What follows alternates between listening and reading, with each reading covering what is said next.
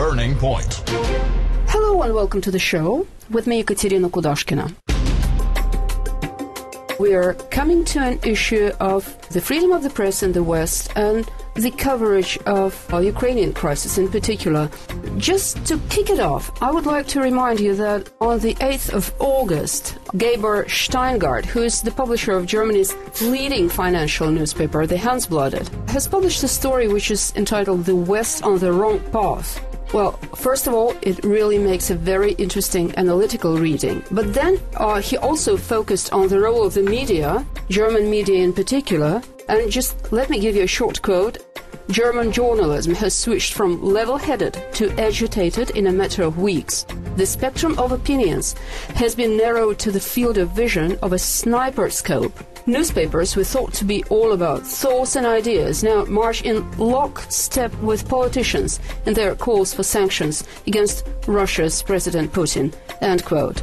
This runs parallel with the statement of French ex-foreign minister Roland Dumas, who in his interview to the Российская Газета said, and just let me quote again, "Despite all the talk of the freedom of the press, the media is largely controlled. Balanced and objective reporting is rare. It's painful to say, but that's a reality." End quote. And now I'm very happy to welcome here in this studio Maria Zakharova, who is Deputy Director of the Information and Press Department of the Russian Ministry of Foreign Affairs, and Ilya Fabrichnikov, who is an expert in political communication.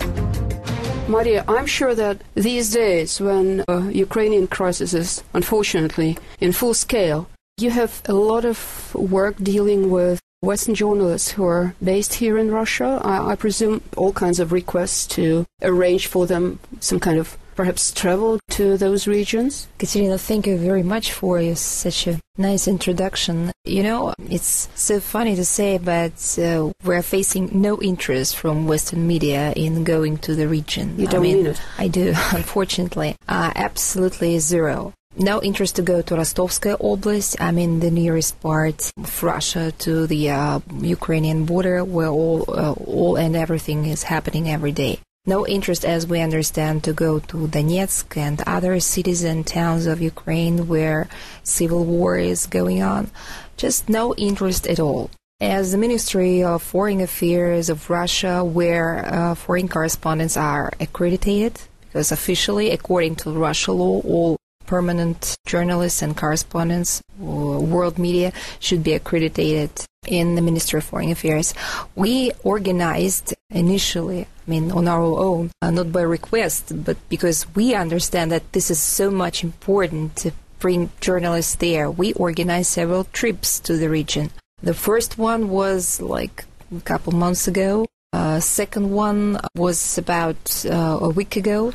And that was something I really could not believe, because that was the very same day when more than 400 Ukrainian soldiers crossed Russia-Ukrainian border, just, like SOS movement, just to be safe, because there was no way out for them to stay on the Ukrainian side. And they were on the side of Russian Federation.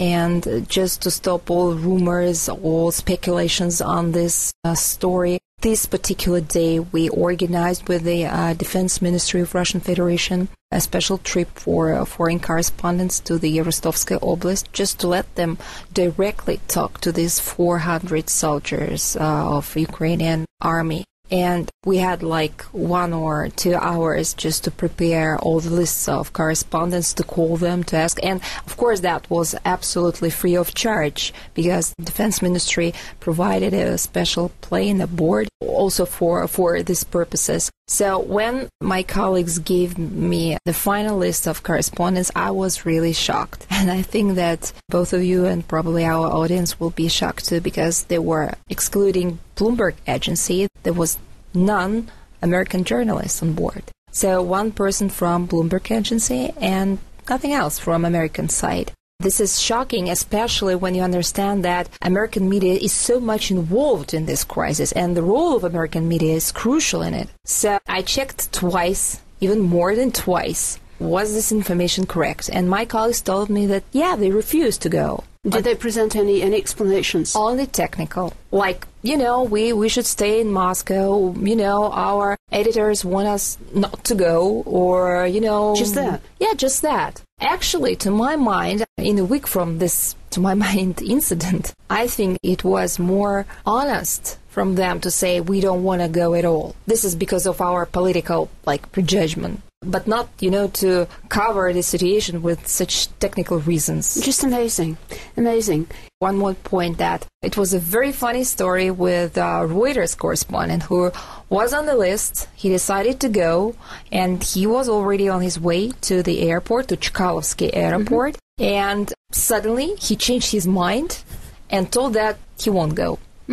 Also on technical reason. So, as we understood, and during my conversations with correspondents, with American correspondents, as we understand, they, as journalists, they wanted to go very much because they're honestly doing their job. But they did receive sort of, a call or instruction from their editors saying not to go. Burning Point. Russian journalists have been criticized for not living up to international journalism standards.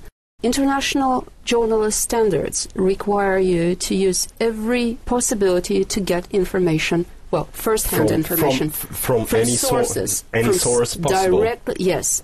Never let the facts get in front of a good story. And basically, Ukraine these days, especially for broadcast media like CNN, like CNBC, it's a very good story. It's a very good story for them because they're driving the agenda and, spoiling it with a different point of view may somehow put a doubt into the viewers' minds of if we're doing this thing right.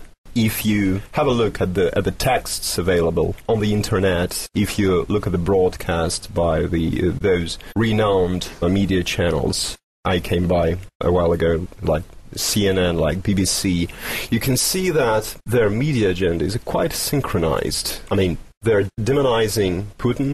They have decided whom to blame, which is Donetsk People's Republic, self-proclaimed, the rebels. I have a very strong feeling that the Western media is very well conducted.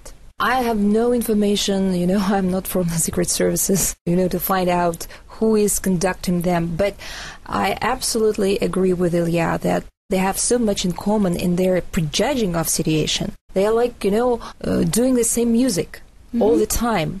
What we are facing right now is a situation when American, or it could be not only U.S., but European as well, but mostly as we are talking about Ukrainian government, of course, the first rule goes for United States. So what we're facing right now, the situation when American official governmental structures, not only like State Department, but White House and others, they are making a statement about something, judging Russia or Russia's position on something without any sort of evidence. So it's like making a political statement without any proof. So the journalist should, trust this governmental structure. But, we also, as a Russian side, during our negotiations with American partners, each time are saying and asking them, please provide us something. If you are not only think, if you state, you say, you call the world community that Russia is supplying troops or Russia is doing that or this, please show us any sort of evidence. It could be photos, it could be videos, it could be tapes. They say, no, just go and look through social networks. It's all presented there. Come on. That's not serious. We are all social networking. If social networks is a reliable source, from today I'll start my new life. I should say that the world of media is in a very bad shape.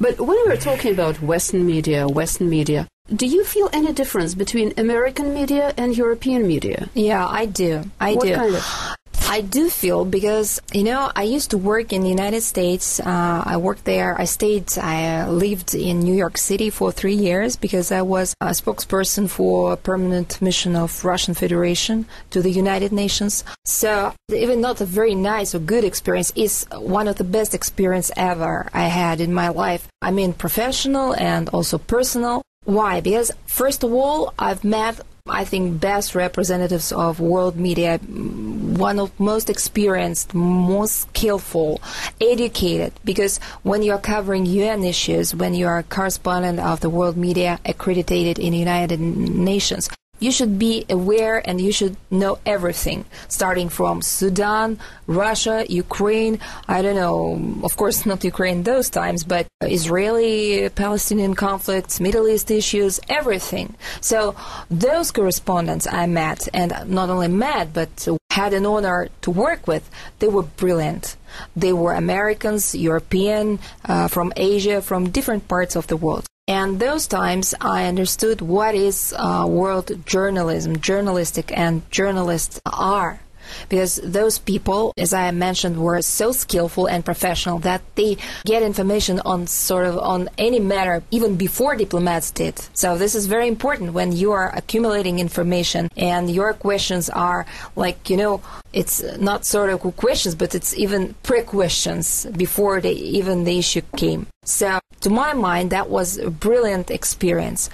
But on another hand, I met such things as I told, double standards, prejudgment, covering only bad sides of story, paying no attention to good things or to position of your country. And that was obvious too. So these two things, they were really a little bit, contradicts each other. Mm-hmm. But this is the reality. I wanted to ask you to perhaps compare the media of, in its Iraqi war coverage, perhaps in its post 9/11 coverage, and the coverage of the Ukrainian crisis. Has it been more homogeneous now than it used to be? Is it a trend which we observe in the whole of the U.S. media? I mean, the number of different voices, is it being reduced? On Iraq, it was definitely greater. Mm-hmm. The number of opinions were greater. Absolutely. Probably because of that was, as I mentioned, because United States were involved. They were actually those who led this movement, the Iraqi campaign. So the whole society was involved. That was something not abroad, but something the discussions were inside of the country. So different people have different opinions, and all this campaign was not only international campaign, but part of a domestic life, of domestic policy, which could influence on each person's life. Mm-hmm. It could be your son who would be sent to Iraq. It could be financial crisis as a reason of Iraqi campaign, could be another wave of terrorist attacks on U.S. So people understood, people had a feeling and understanding that they were domestically involved in this international crisis. Mm-hmm. What we are facing with Ukraine, American society, I'm not talking about those who came to United States from Ukraine and living there. No, I'm talking about the general, the major American society. They're not involved in that. They have no idea about where is Donetsk, where is Lugansk, what is the history of Russia-Ukraine common life. Because this whole conflict is about. Yes, it's not only about common people in Texas or in Alabama or in Alaska. It's about even American officials who are making statements on the crisis. Have no idea that we actually had Kievskaya Rus as a, mother of all Russia and Ukraine culture. That we have millions of people who are relatives on both sides of borders, not only close to the border, but in the whole country. For example, my family, my grandfather, he was Ukrainian, and my mother, her last name is Ukrainian, originally Ukrainian. And how can I divide myself, to whom I can support, Ukrainian side or Russian side? I understand this is a tragedy. And U.S. people, they don't have an idea about this. And even John Kerry, that was our negotiations probably in Paris or somewhere else when he told Mr. Lavrov. That was, in the middle of crisis, not like a beginning. It wasn't like December or January, or it was probably February or even March, when he told, now I read a lot about Russia-Ukraine common history. Now I understand this better. That was so yes. But that this saying, that his wording, that his statement, he should do. I'm sorry for saying he should do. Of course, I'm not in a position to advise him something, but it was better if he could say this in November or even October, before sending